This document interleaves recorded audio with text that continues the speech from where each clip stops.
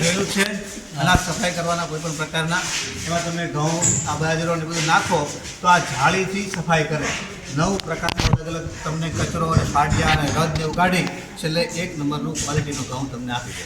આ લગભગ રાજકોટમાં 40 લાખનું મળતું હોય. તો તમે ગામ ભેગા થઈ અને આવું એક મશીન લઈ લ્યો તો ગામ આખાનો સફાઈનો કાર્યક્રમ ક્યાં થઈ જાય. આપણે જે ખુલ્લું વેચીએ છીએ ટ્રેક્ટર ભરીને એટલે એક રજિસ્ટર્ડ આપણે વેલજીભાઈ ભુડિયા કેમ પોતાનું રજિસ્ટર કર્યું ને તમે મુલાકાત જવાના છો એમ પોતાનું રજિસ્ટર થઈ જાય અથવા મંડળીનું રજિસ્ટ્રેશન થાય અને પછી આપણું બધાનું એ રીતે વેચાણ થાય. એમાં પછી ઓર્ગેનિક હોય તો તમારા ખેતરનું નામ નંબર ને તમારા નામ નંબર આપો જેને તમારા સારા ઘઉં લાગશે આવતા છે ડાયરેક્ટ ઓર્ડર દેશે. આખું જે ફેમિલી ફાર્મરનો કાર્યક્રમ છે એ આખો સફળ થાય. લગભગ 4 લાખનું રાજકોટમાં મળતું હોય. રાજકોટની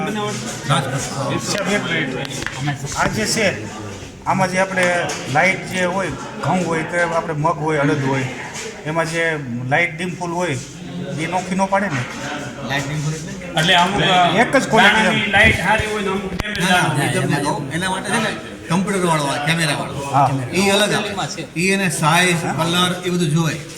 આ કમ્પ્યુટર વાળું નથી કેમેરા વાળું નહીં મારે જાળી ઉપર ના મારે કાલે જે તમિલનાડુ વાળા વાતચીત થઈ છે જાળી બરોબર એ 17-18 લાખમાં થાય છે. એમાં 120 પ્રોગ્રામ મને કીધા કે 120 પ્રોગ્રામ 17-18 લાખનું થાય. આપણા ગામમાં ખેડૂતોની સંખ્યા કેટલી 5 વર્ષ નહીં બધાની જરૂર છે તો કોઈ એક વ્યક્તિ લાવી નથી શકતો બધા ભેગા થઈને લાવો 18 વ્યક્તિ ભેગા થાય 18 લાખ થઈ જાય ને. જે એક તેલની ઘાણી છે બરાબર જે 1.25 લાખ રૂપિયાની કંઈક આવે એમાંથી તમે તેલ તો શુદ્ધ મળી જાય પછી એમાંથી પાપડી નીકળે.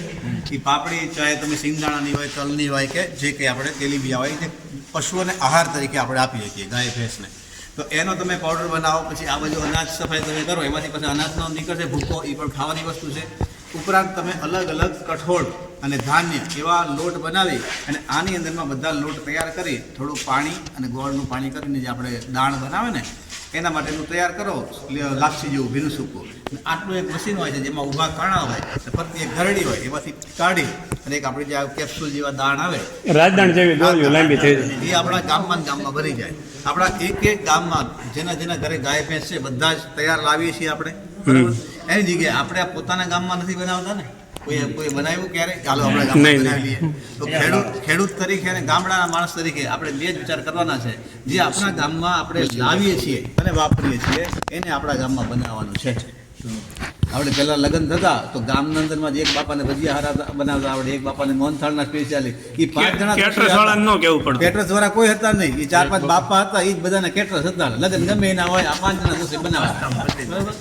આપણા ગામ તો એ લોકોએ શું કર્યું સ્વાવલંબન કહેવાનો મતલબ એ સ્વાવલંબન હતું એમનો એને બધું ગામમાં થઈ જાય બહારનું કોઈ આવે નહીં. તો જ્યારે પોતાના ગામમાં તમે ચારો બનાવી લો તો આના 2 ફાયદા છે. તમે શુદ્ધ ચારો બનાવી શકો એમાં કોઈ માટીની કે કોઈ યુરિયાની જે કંઈ મિલાવટ ન પ્લસમાં તમે એમાં લીમડો છે માત્રામાં એની યોગ્ય વૈદની સલાહ લઈને પછી સતાવરી જે ઔષધિ છે આ નગોડ કીધી સાંધાન દુખાવાની એ ઔષધિ છે એવી સિઝનલ ઔષધિઓ જે આપણે ગળો છે એ તાવ પણ ન આવે ને ઔષધિ યુક્ત તમે આહાર બનાવી દો તો આખા ગામના જે ગાય ભેંસ ઢોરા છે એને ઉત્તમ આહાર મળે અને સાથે દવા પણ થઈ ગઈ. આ તમે 3-4 વર્ષ કરો ને પછી તમારા ગામના જે ડૉક્ટર હોય ને એનું તમે ફીડબેક લેજો એ તમને કહેશે કે તમારા ગામમાં મારે ઓછી વિઝિટ થાય છે. આ સીધું એનું પ્રમાણ. ઉપરાંત ગાયો તંદુરસ્ત પણ થાય એટલે આપણે બધાએ ભેગા થઈ અને આ રીતે કરવાનું છે. ગામમાં એક આવું મૂલ્યવર્ધન કેન્દ્ર બનાવવું પડે. જેમ કે 18 લાખની વાત કરી બીજા 4-5 લાખ કદાચ 50 લાખનો કાર્યક્રમ થાય. ગામમાં એવા સક્ષમ ખેડૂતો છે ને એ 5 ભેગા થાય તો 50 લાખ કાઢી નાખે.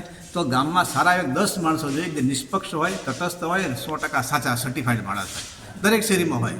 આ એરિયામાં જાઓ તો આ ભાઈ કે બેનનું નામ હોય કે ભાઈ 100% શુદ્ધ માણસ. આવા 10 માણસો ગોતી અને એવું એક મૂલ્યવર્ધન કેન્દ્ર બનાવાય જે આખા ગામની જરૂરિયાતો પૂરી કરે અને એમાં તમારા ગામના પૈસો તમારા ગામમાં રહે.